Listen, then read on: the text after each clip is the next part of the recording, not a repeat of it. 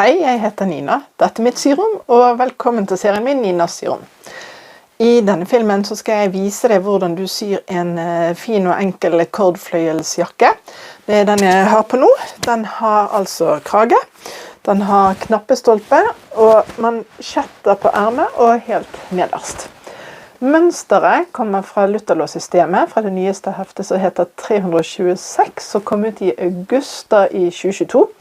Og jeg har tegnet mønsteret ut etter min egen størrelse, som basert på brystmål og hoftemål. Og det er det jeg liker så godt, at da kommer jeg egentlig ut i at klærne passer hver gang jeg tegner det ut. Så jeg skal vise hvordan jeg tegner den. Denne jakken har egentlig allerede blitt en favoritt, så jeg bruker jo den både som en utejakke, og nå som det blir kaldere så har jeg en poncho over, men jeg bruker den faktisk også som en innejakke, nesten som en tjukkvarm genser. Så la meg vise deg hvordan du syr den nå. Jeg har klippet ut alle delene mine, 2 forstykker, 1 bakstykke mot brett, 2 ermer speilvendt,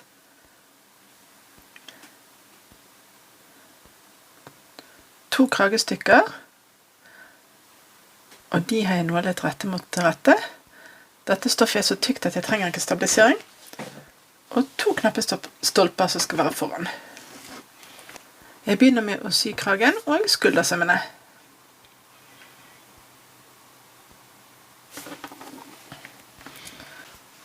Sy rundt hele kragen med rettsøm. Trenger ikke kaste over her.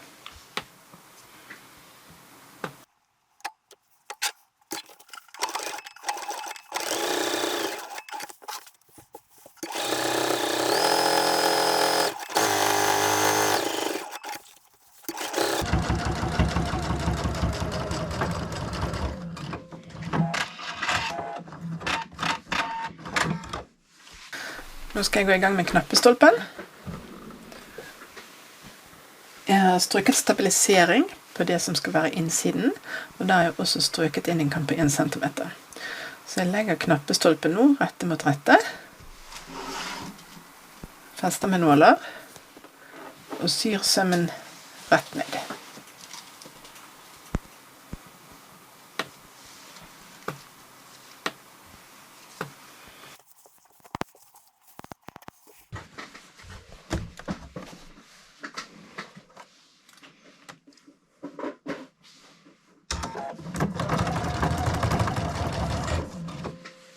Legg igjen merke til at jeg har strøket inn 1 cm av knappestolpen, altså sømmene, på den siden som skal være inn på baksiden.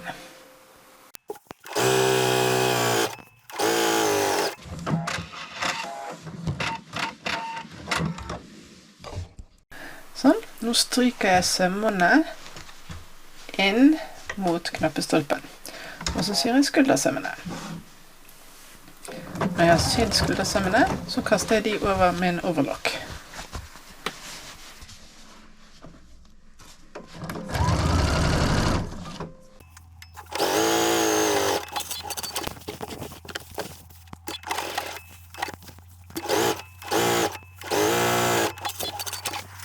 Jeg har festet kragen på rundt hele, så jeg har begynt på midten bak og festet den ut til hver side.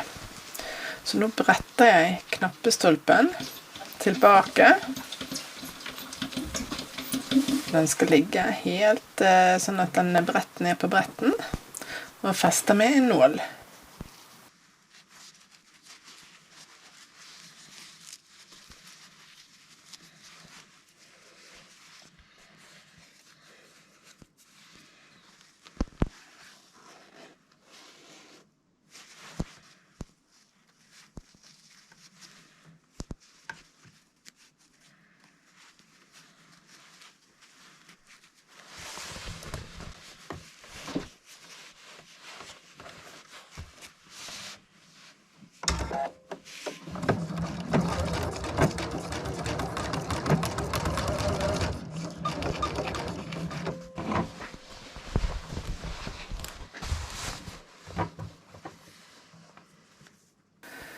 Jeg vil dekke sømmen bak i nakken med et skråbånd, og det bretter jeg inn i kanten her, og så skal jeg legge det øverst mot meg når jeg syr.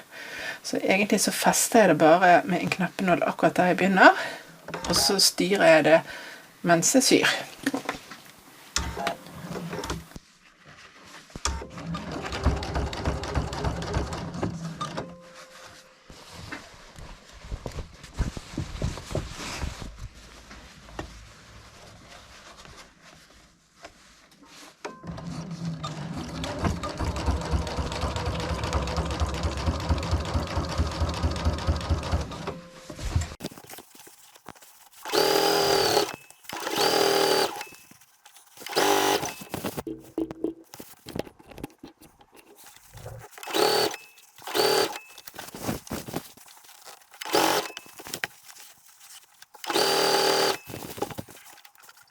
Når jeg kommer til slutten, så må jeg brette inn den andre knappestolpen.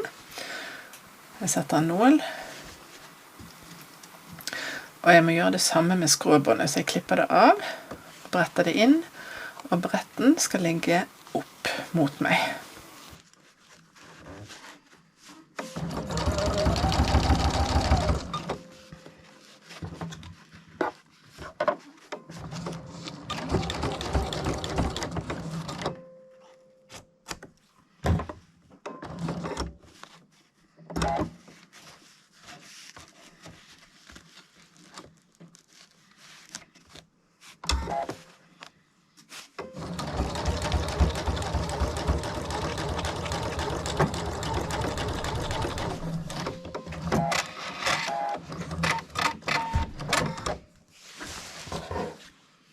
Jeg skråklipper da hjørnene.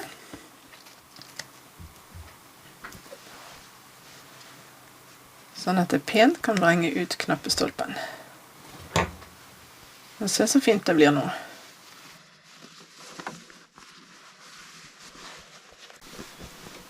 Nå skal jeg sy fast skråbåndet, sånn at det skjuler sømmene mitt. Så jeg legger det ned til, og så syr jeg først en kant helt øverst.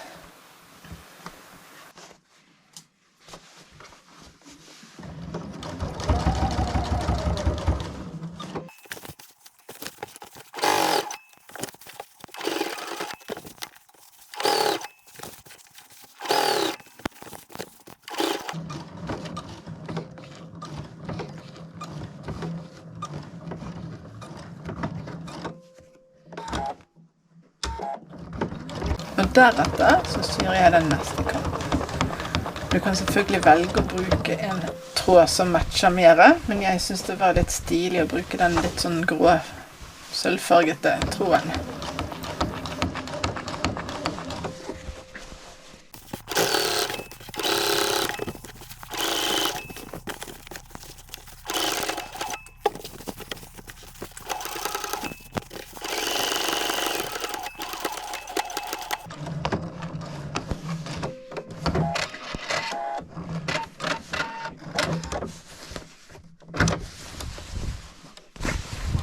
Så nå er kragen satt i ordentlig, med bånd som skjuler den sømmen. Og den sømmen bak i nakken blir skjult av at kragen blir brettet ned. Hei! Kort innpå. Når jeg redigerte denne filmen, så ser jeg jo det at jeg har tatt vekk et par viktige trinn. Jeg skjønner ikke, det kan være batteriet som hadde gått i kamera. Men det du skal gjøre nå før du går videre, det er at du skal sy 2 stikninger på knappestolpen. Du skal sy en stikning helt ytterst her, og så skal du sy stikningen innerst der, og den stikningen fanger baksiden av knappestolpen, for den hadde vi jo brettet inn 1 centimeter, ikke sant? Så pass på at du treffer den når du syr nedover der. Det skal du gjøre. Og etterpå det, så skal du sy sidesømmene, og kaste over de, og så kan vi gå i gang med ermene, sånn som jeg gjør på filmen. Nå skal jeg sy i ermene. Så det jeg har tenkt å gjøre, jeg markerer for det første alltid med et kryss det som er bak på ermet. Og jeg har tenkt å jukse litt, så jeg syr fast mansjetten allerede nå.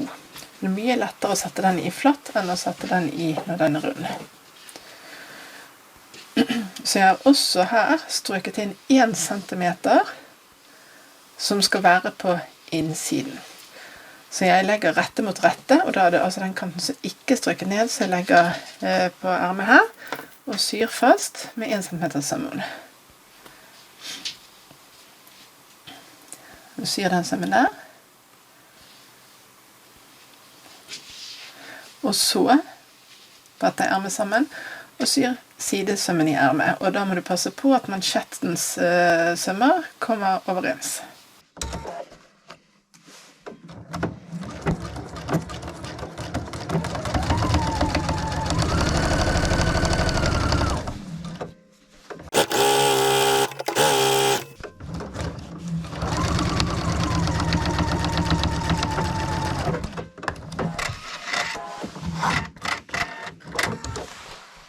Så stryker du sømmene ut i mansjetten. Og nå legger vi ermet rette mot rette, og passer på at mansjettens kant stemmer overens. Og så fester jeg egentlig bare med nål der. Og så syr jeg hele ermet med rette.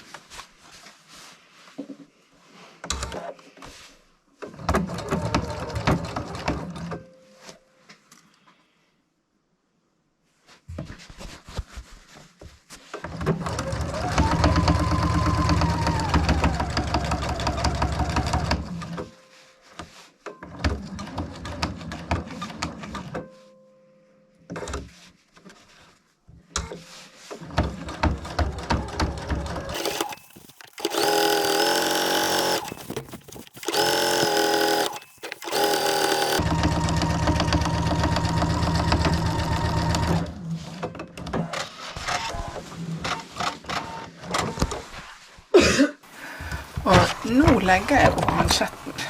Så nå bretter jeg den inn. Og så syr jeg først en stikning nederst på mansjetten, helt nederst.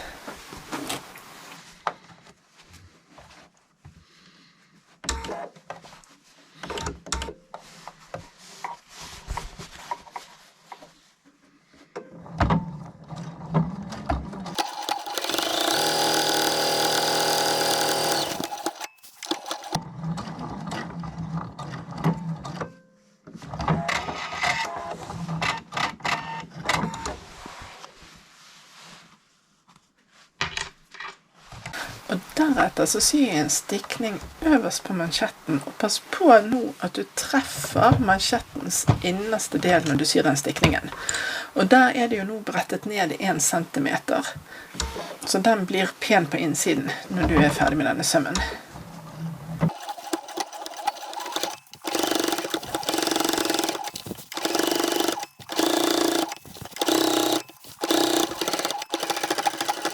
Nå skal ermet sys fast i jakken, så bruk nåler, og nål det fast. Pass på at pass på at toppunktet på ermet treffer skuldersømmen.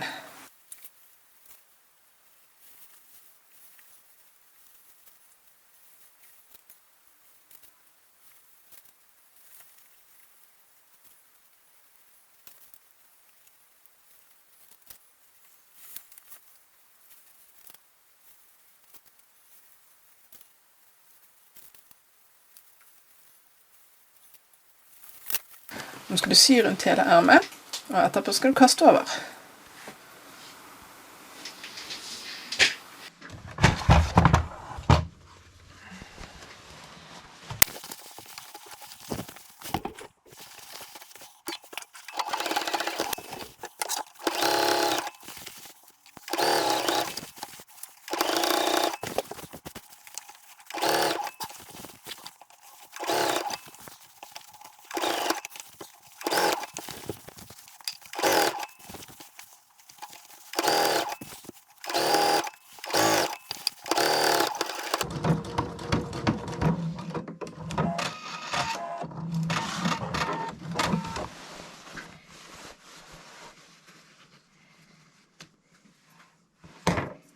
Og nå syr jeg altså på bråtet nederst. Jeg har tatt mål av jakken, og jeg har klippet det lenger enn jeg trenger. Jeg har strøket det i 2 og brettet inn 1 cm kant som skal være på nedsiden. Så syr jeg det fast hele veien rundt, og når jeg kommer rundt, så stryker jeg sømmålene ned i bråtet, og ikke oppover. Så stryk sømmålene nedover.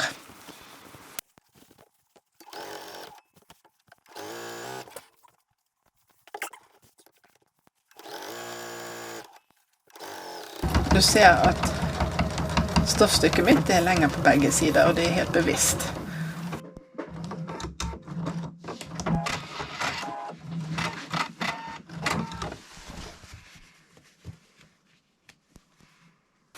Så nå begynner jeg med å berette ut stoffet, og faktisk nå legger jeg nederste kanten rette mot rette.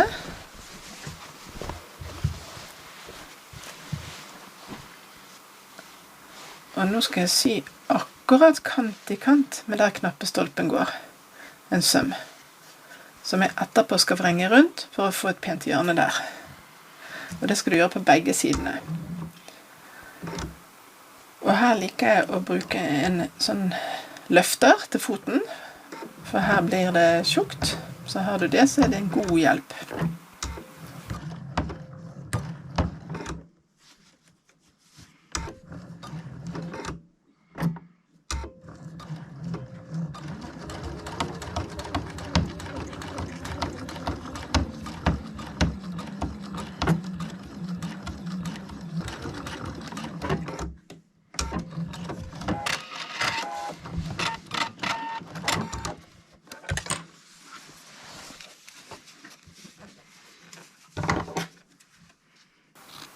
Da klipper jeg av overskyttende stoff. Og litt på skrå, akkurat ned i hjørnet. Og så vrenger jeg det pent rundt. Så jeg tar tommelen på hjørnet, og så presser jeg rundt, og så setter jeg knappenåler. Og jeg setter knappenåler langs hele kanten nå, og nå skal jeg sy fast den nederste kanten. Og det gjør jeg med en stikning. Jeg syr først en stikning helt nederst.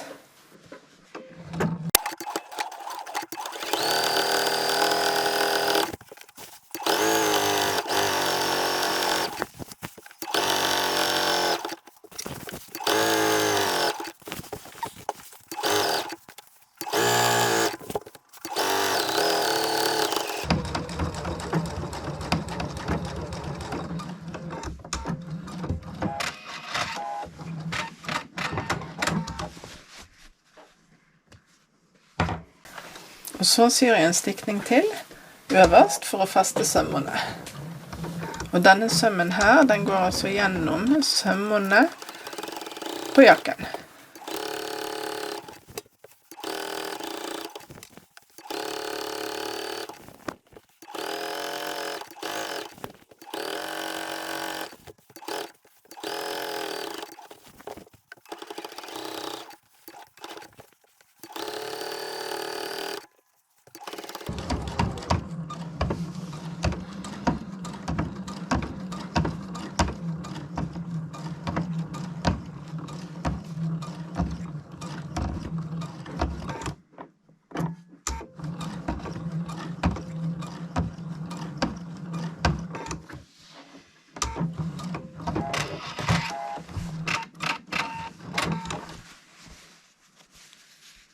Du må måle ut hvor du skal ha knappene dine.